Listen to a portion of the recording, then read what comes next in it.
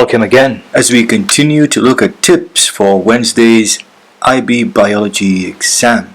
These tips, of course, are based on recommendations from the IB Biology examiners from the November 2020 exams.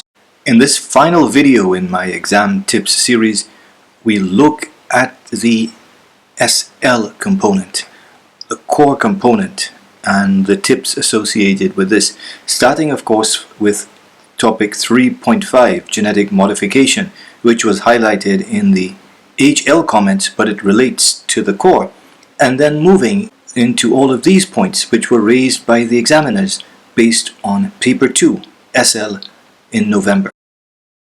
Discuss the process, including potential risks and benefits of using bacteria to genetically modify plant crop species. This is actually straight out of the biology guide, section 3.5. This question provides an example of students having a general idea of how genetic modification occurs, but not being able to hit on enough of the specific points needed to score the full 5 marks in the examination. The point about uncertainty in data raised by the examiners referred to this specific graph and interpreting what was presented in it. Very often students look at the trends, and what escapes them is the meaning that is provided in the error bars. And when you see error bar overlap like this, it means that the data provided in each point is statistically the same for points which have that overlap, and that reduces the reliability of whatever trend is given here. So when you have this kind of error bar overlap, it is best described as a non-significant trend, and such trends should be interpreted with caution. This kind of awareness was missing among students. This question about Paramecium caudatum was also mentioned in the report, not because of this first part, state the genus of the organism. That was obvious to most students that the genus of P. caudatum was Paramecium, and of course caudatum being the species name.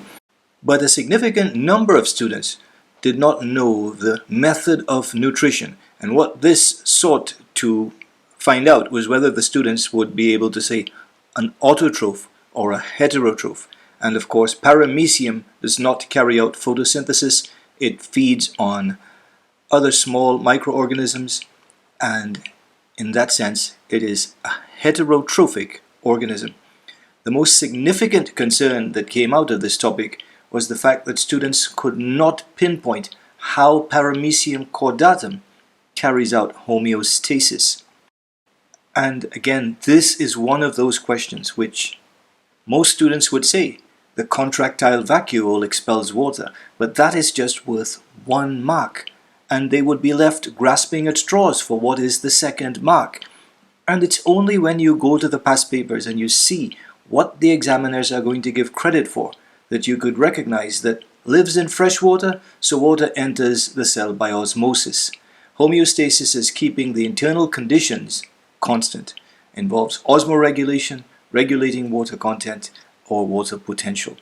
And when you see this, then of course you are aware of these 2 facts which you may have been aware of before, but not having that presence of mind to include them in the answer to this question. And again, it justifies the need to prepare by working with past papers in these last days that lead up to the examination. And this last question serves to underline this point even more. Drawing of prokaryotic and eukaryotic cells from micrographs is something that is clearly outlined in the IB Biology Guide, and students are asked to do this by their teachers. But when it comes to assessment, what is the student supposed to include?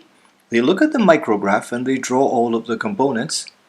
If it so happens that all of the components drawn and labeled on the prokaryotic cell can be found also in eukaryotic cells, then the students can only get 2 marks out of 3 maximum.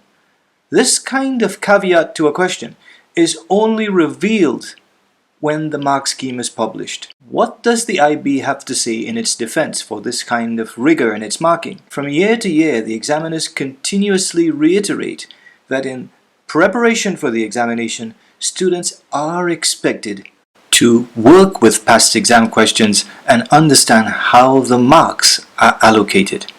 And finally, good luck to all of you in this year's examinations.